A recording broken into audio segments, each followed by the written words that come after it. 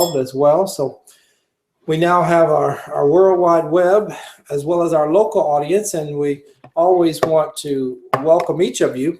We come each week with a preventive healthcare program on some topic that we hope you can utilize the information in the immediate fashion. That's always the goal, to be able to utilize the information immediately. And last week we started talking some about depression and the holidays. And this week we're going to continue that, and hopefully we'll get onto the topic of Alzheimer's disease as well.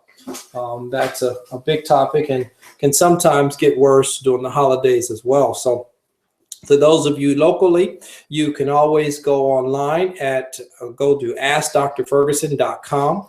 The middle of the page, you'll see an icon. Click on that icon, and it will say Live Radio. That will take you to a YouTube site. On that site, click on the little house in the top left-hand corner, and then click on Feed, and you'll be able to catch the program live.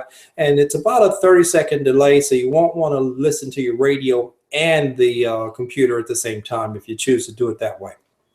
For those of you on the World Wide Web, don't forget to tell your friends to come join us each week. The audience has been growing each week. Those that have been joining us on the World Wide Web. The last 2 weeks we had some technical difficulty, but we're back running live again this week, and it looks like things are going smooth so far. So we welcome local and we welcome far to the program today. And again, those of you who want to try to reach me, you can always reach me at the office at 252-332-6484. Go by the website, AskDrFerguson.com. You can also go by the YouTube site, at youtube.com/user/AskDrFerguson. If you get all those things I just said, just go to the Google search window and type in Stephen Ferguson, MD, or Ask Dr. Ferguson, and you'll be able to find all the different things I'm involved with on the internet, which is quite a few. So having said that, we want to start today again. I'm going to start off talking about some depression because that gets pretty big this time of year, particularly with the holidays. Are you still there? Yes, sir. Okay, you gotta give me a little hum or ha or something. I know I'm not talking to myself. No, you're not. You're talking to all of us. I've gone a whole program sometime and only to find out I wasn't on the air. So you gotta scratch your head or something a little bit every now and then. Let me know you're there. Oh, sure, I will. So when we talk about depression, depression's a word that people often are fearful of. People say, I'm not depressed, or I don't want to be depressed, or I'm not. And just the word brings fear into people's heart. And just the word, I think, brings a lot of negative connotations into people's mindset. And we want to try to help people work through that, in that it's not a negative word, but if you have depression, then it can be treated. And there are some good treatments out for depression. So don't be depressed and just ignore it because you say, I can't be depressed, or I'm a man, I don't get depressed, and men ain't supposed to cry, and men aren't supposed to be sad. So don't go down that track, which is a bad track to be on. Men and women can both be depressed, and it doesn't matter how old or how young. You can be depressed at any age, although it's probably more common as a person starts getting into their older ages, maybe 70 and above. And then you have another stretch between maybe 20 or maybe 15 and 40. That's another stretch where you get a lot of depression. And I imagine there's a lot of changes going on in one's life. You know, you're a teenager, going from teenager to adult, and then you're a young adult and you may be having some struggles and challenges in life there. And then, you know, to get to the little older, and then maybe having different struggles and challenges. Now you have a struggle with your teenagers.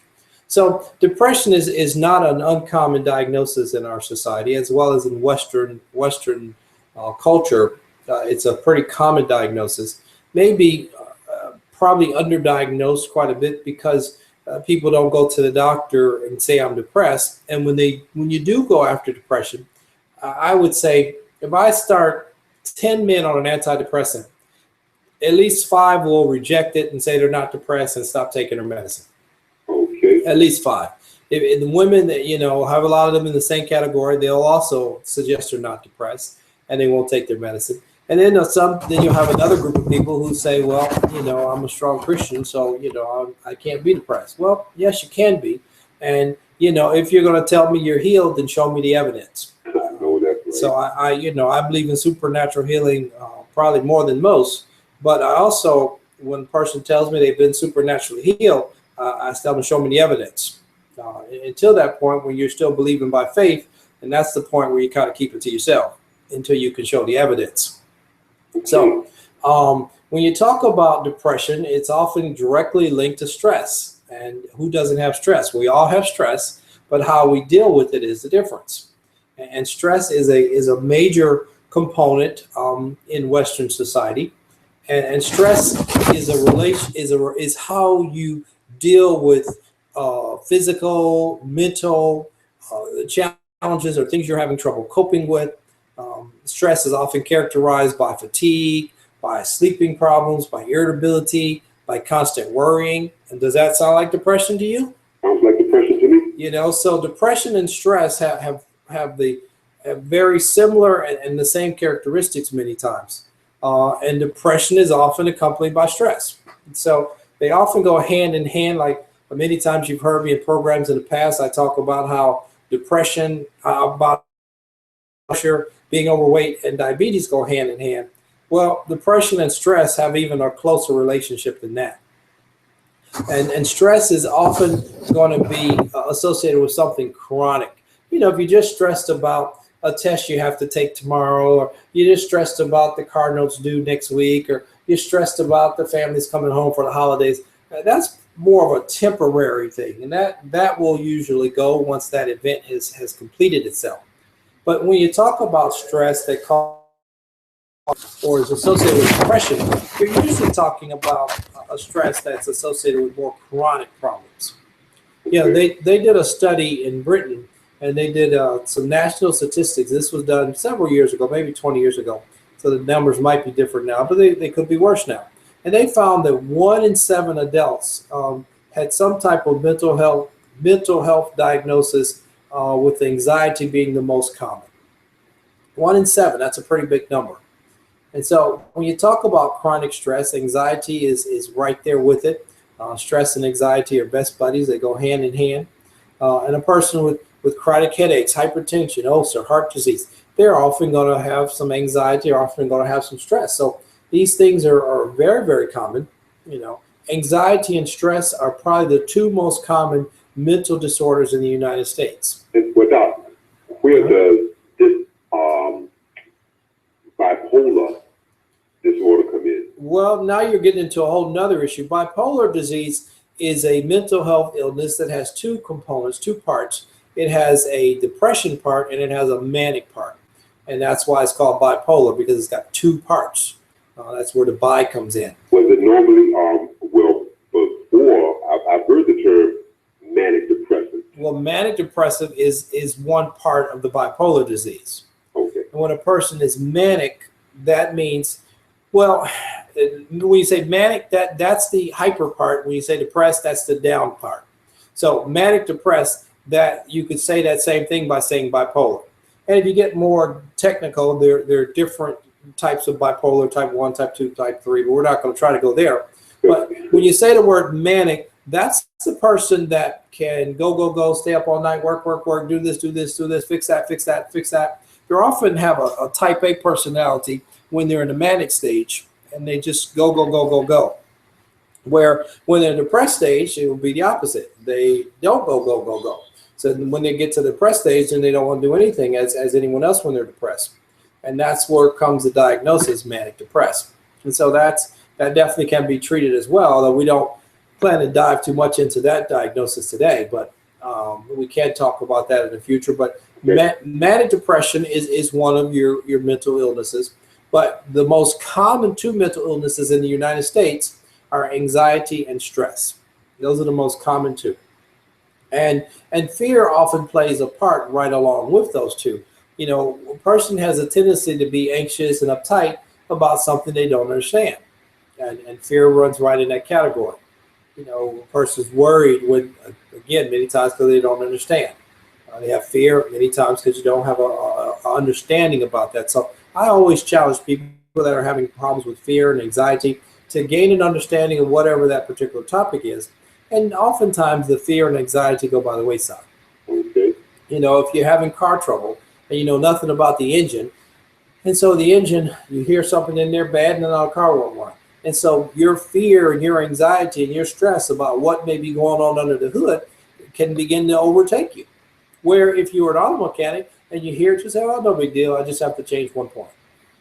All right. And so, again, lack of knowledge is often associated with fear, anxiety, stress. They often go hand in hand. I did a little thing not too long ago, well, actually some time ago, where we were talking about stress and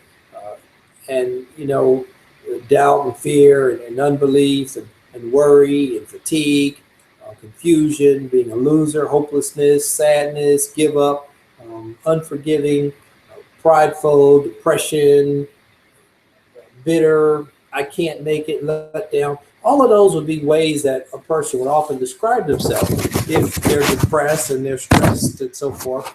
And so you have to listen for those kind of words if you're in the healthcare profession, particularly this type of time of year, because those are the words a person may use to say they're depressed. Very rarely does a person just come out and say, "I'm depressed." It seems as though they're always pretty much in denial. Well, not denial. So I don't know what the word would be, whether it's denial, whether it's the negatives they have associated with depression that they just don't want to identify themselves with. I'm not sure what it is. But, many times when you say the word depression, a person thinks about somebody goes in the corner and they just sleep and they don't want to do anything. They don't want to talk. Get away from me. Get out of here. That kind of thing. It's something like you see in the movies sometimes. But there are a lot of people who are depressed who function well. Absolutely. You have many, many depressed patients that are functioning normally every day. And no one knows they're depressed but themselves, their family, and their doctor. So depression is a diagnosis that many, many people have. It can definitely be treated. So don't ignore depression if you have it. But when you do have depression, a person often is feeling, well, what can I do? I'm hopeless. There's nothing I can do. There's no medicine. Well, I wouldn't be depressed if I got my bills paid. Well, I wouldn't be depressed if, my kids were doing better in school. So oftentimes you come up with a reason why you think you're depressed. And so you kind of chalk it off to, well, there's no really big deal. Only reason I'm down because my kid's having trouble. Where that's really, that's a very limited way of looking at that scenario. If you're depressed, it's probably more than that one scenario that's got you being depressed. And stress is going to be a part of every person's life. How you handle is what makes the difference. I personally handle my stress through Jesus Christ, but you have to have a method of handling your stress that works for you. Some people sing, some people meditate, some people jog, some people go for a walk, some people drive, some people read. But whatever your method is, you have to have a method that's going to work in handling your stress. And most of the time, obviously you could be overwhelmed by a very challenging situation, but for the most part, you need to have a way of handling that. But when a person is depressed, pretty much anything can make them slip deeper into depression. Well, absolutely. By the time you get depressed, then it doesn't take much to make it worse. So that's kind of more the statement you're making.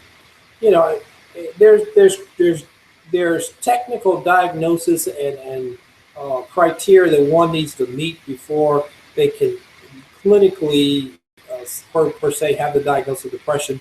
But we're not going to get that detail here, but we're just going to talk more superficial, more things that might trigger some of our listening audience, both near and far, to go see their healthcare provider and talk about some of the issues that they may be having.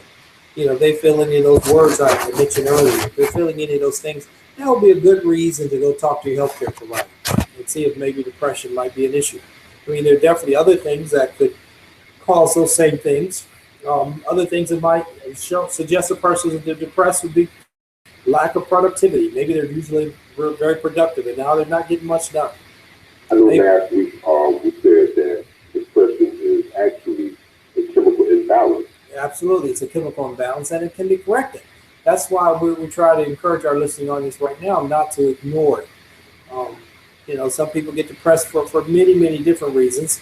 But many times, if you can gain an understanding, gain some knowledge about a particular topic, some of that depression may go by the wayside. And one of the words I mentioned when I was mentioning all those other words that are associated with the depression and stress and anxiety, one of those words I mentioned was unforgiveness. And that's a word that people often overlook. And people often say, well, I'll forgive them, but I'm not going to forget. Or they say, oh, I could never forgive that. Or I could, and they get into this category of they've made a decision to hold on to their unforgiveness. Well, I can assure you that holding on to your unforgiveness is going to hurt you far more than it hurts anybody else. And the scenario I usually tell people, I say unforgiveness is like you drinking a glass of poison and waiting for me to get sick. That's the best scenario I can give you for unforgiveness. And unforgiveness is the trigger. All diseases have to start somewhere. They have to be triggered by something. They have to have a spark. Like you say, it only takes a spark to get a fire going. Well, but it had to start from something. It didn't just start from nothing. And unforgiveness is the spark that can many times lead to long-term chronic disabilities, medical problems, you name it. Unforgiveness can be the spark or trigger for just about any medical problem you could think of. And so I would just encourage our listening audience to look deep inside. If you've got some unforgiveness in there, you need to release it, because that can lead to major, major medical problems. But I know plenty of examples that where unforgiveness directly has been the cause of someone's bad medical issues. I can think of family issues that fit that same category. Some of my family members in that same category. So you can't allow depression to take over your life by causing you to have medical illness because you're unwilling to forgive someone. So is that like saying that something that you have on, sometimes you hear people saying you're just going to make yourself sick. You're going to make yourself sick by feeling a certain way that they do. But that's very possible. That's a good statement. You make yourself sick by thinking a certain way, by feeling a certain way. Yes, words absolutely bring life. And when you talk about the depression and unforgiveness, they go hand in hand many times too. Now, one of the litmus tests I like to use and like to tell people, you know if you have forgiven somebody when you see that person, you hear that person's name, as if you're just fine and cool as a cucumber. When you hear that person's name, you see that person, you get a little lump in your throat, your mouth gets dry, you want to turn and go the other way, then you probably haven't forgiven that person. That's kind of a simple litmus test that I encourage people to use to determine whether they've actually forgiven somebody or not. And many times we think we have, and we said it out loud that we forgive that person, and we're not trying to hold any malice against them, or we're not trying to cause any negative to them, we're not trying to do any harm to them, but then we see them or we're around them or we hear their name and our demeanor changes. And if that happens, that means you probably haven't forgiven that person. So look in the mirror, check yourself out, and if you have forgiven, great. But if you're still telling the same story that you told 20 years ago about what happened to you, you probably haven't forgiven them. If every time you see that person, it rehatches the same memory, the same bad memory, same bad thoughts you had when it happened, you probably haven't forgiven them. And, so forgiveness is not something that happens by accident. It's something you do on purpose. And when I say on purpose, you have to purposely decide to forgive somebody. Yes, I believe that. It's like a wheel cleaning out the soul. No, absolutely. If you don't purposely forgive somebody, then that's going to hang around and it's going to lead to problems for you personally. So, unforgiveness is a major negative, and can definitely be associated with some of the depression and stress and actual physical illnesses that you may begin to manifest. Okay. So now, when you talk about stress, there are ways of going after stress, both physically. I mean, you can do meditation, you can do exercise, you can do tranquilizers, you can use antidepressants, you can change your way of thinking, you can use some relaxation, some breathing techniques. So there's lots of ways to address the stress and the anxiety of a particular situation. By the time that situation lingers on 3 weeks, a month, now it's time that maybe we might need to start thinking about prescription medication. And if not prescription medication, maybe natural hormone therapy, which is something I have a tremendous amount of success with women or men that are depressed between the age of 20 and 50. If I get their hormones in balance, I can usually get them off of antidepressant medications and get their depression in check. But that's just another method, another technique of going after a majorly complicated problem that sometimes we get good success, sometimes we don't when we're treating depression. Many of you have probably seen some of the older movies where they did shock therapy. Well, that's another treatment for depression and can be very effective. It looks kind of brutal when people look at it, but it's actually done very humanely. They sedate the person, they make sure they're in a safe environment when they do that. And for somebody that's really stuck in major depression, shock therapy may be the only thing that brings them out. So, doctor, it sounds like, well, depression, I'm sure that is also physical and emotional or spiritual or whatever. Well, yeah, and I was just going to start mental, and then it can manifest itself in other ways. So if a person feels that they are depressed, would it be better to go to a medical doctor or someone who deals with psychological? Well, all of your medical doctors are going to deal with depression on a regular basis. Okay. So you might start with your regular medical provider, and if they feel like you're more than they can handle or you got deeper problems than what they're used to working with, they'll send you on to the psychiatrist or to someone else that can work with you. Okay.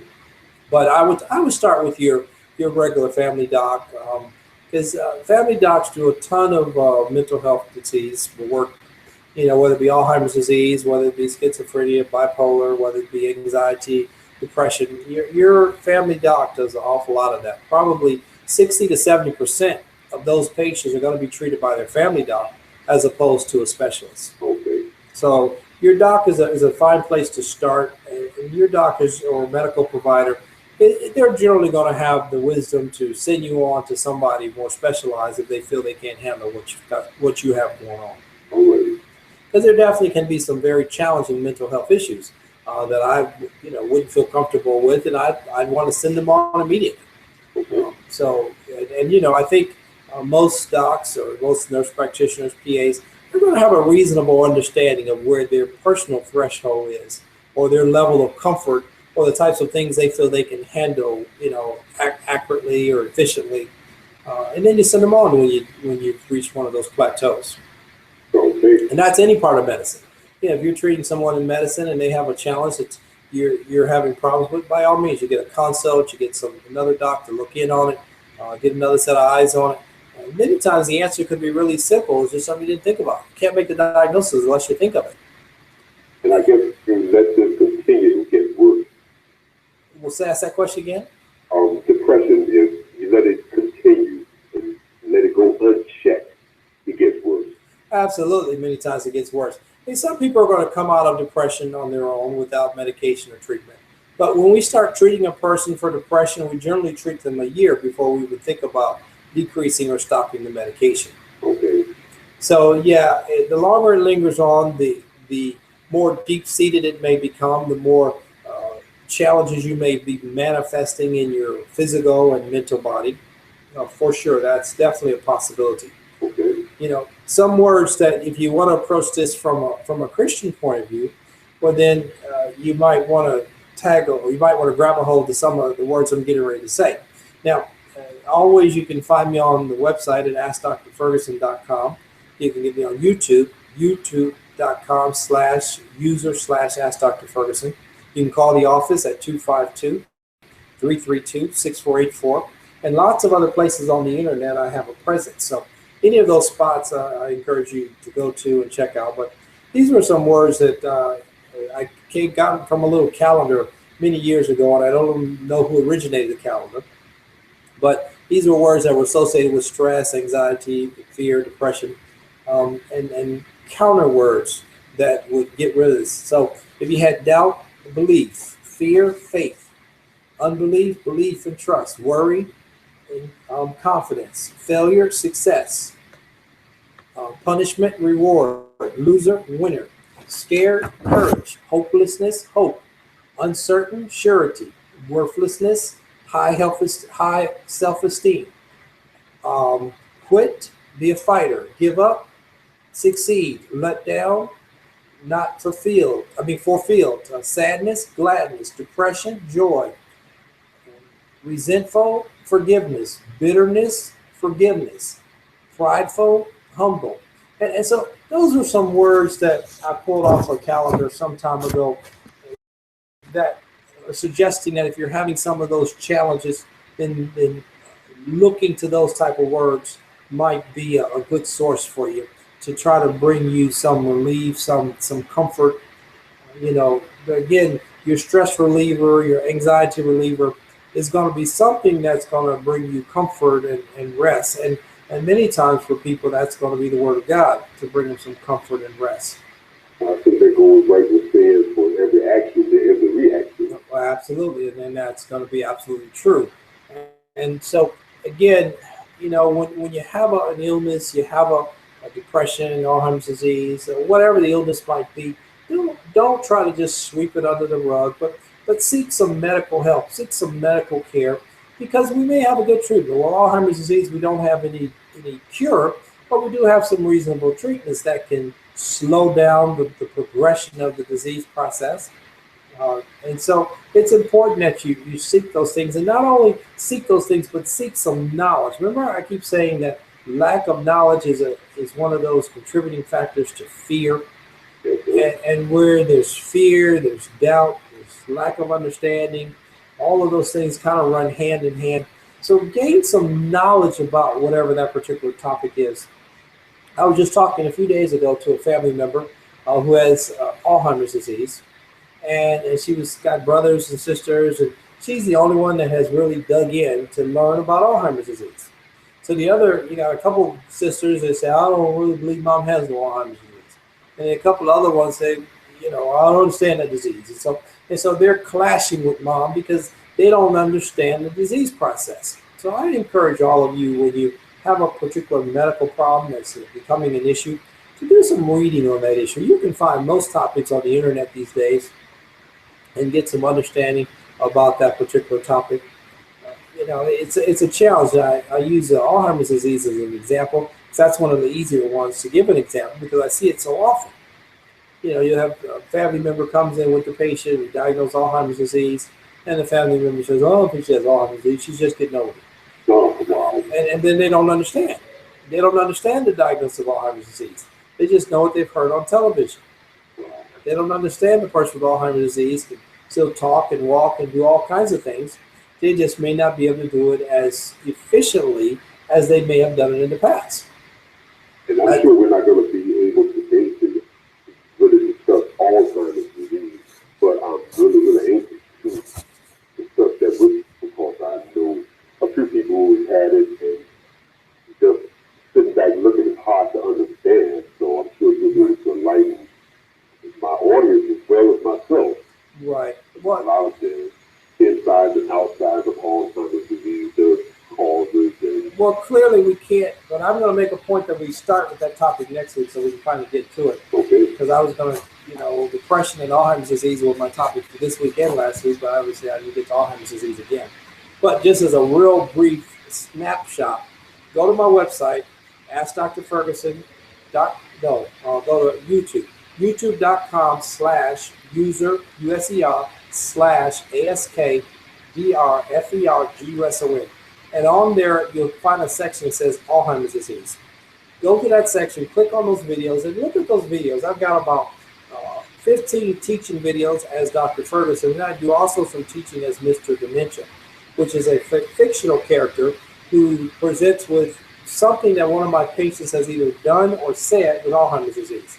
So I kind of act out what the problem is. And sometimes that can help a person a little better than just reading about it or just, not understanding what the actual problem is. So you use the word dementia, and I heard the word with Alzheimer's. Alzheimer's is dementia. Well, dementia is the big category. That catches all those folks that have a memory challenge.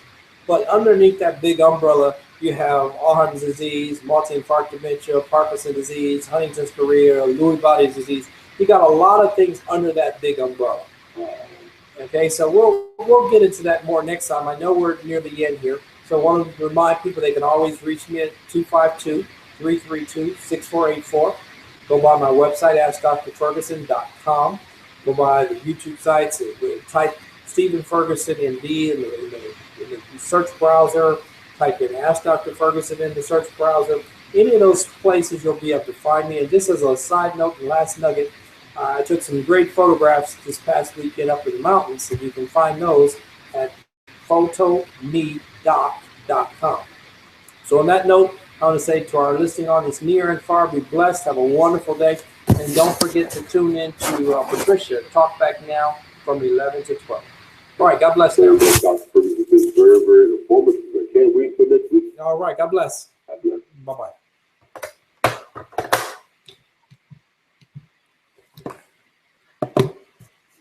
All right, to our listening audience on the World Wide Web, we enjoyed having you.